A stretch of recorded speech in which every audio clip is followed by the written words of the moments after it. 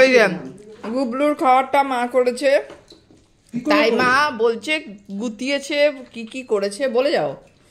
কি করেছো? গুতিয়েছো? মাংস ছিল, সব হাড্ডি ছিল, সেগুলোকে হাতা দিয়ে পিষে পিষে ওকে ভাতের সাথে মাখালাম।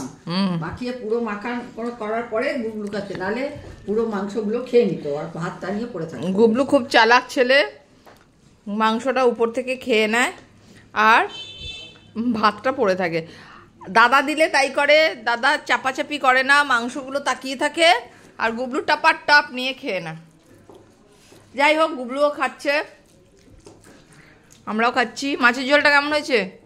বড়ি দেবো করে ভুলে গেছি আজকেও তাড়াহুড়া করে। মাছের ঝোল আমি এখন খাইনি, বিটের তরকারি। ওই যে খাচ্ছে তাকে জিজ্ঞেস করছি।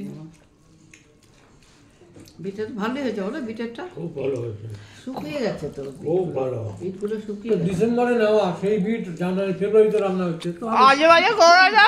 হ্যাঁ, 3-4 দিন আগে, হ্যাঁ 3-4 দিন আগে নেওয়া হয়েছে। 2 সপ্তাহ আগে, 3-4 দিন। না না, দেখ ওদের বাড়ি গিয়ে খাওয়ার আগে নেওয়া হয়েছে। কাদের বাড়ি? ওদের বাড়ি বিয়ের পরে নেওয়া হয়েছে। আগে রোজই রাতে করবো, তুই তো বললি যে ঝোল খাবো করে আর করলি না। আসলে বিট আমি একটা ভেবেছিলাম সকলেই খাচ্ছে, সকলে খাচ্ছে না,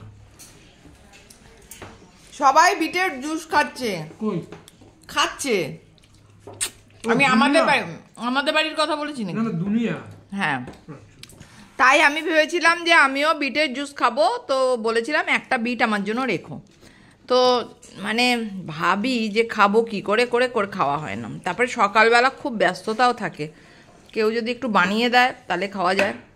নাক কান বুঝে, জানি না খেতে পারবো কি না। খেতে তো অতীব জঘন্য হবে আমি জানি। জলজিরা ওটা আমি ওই গিয়েছিলাম আর্টিস্ট ফোরামে, ওখান থেকে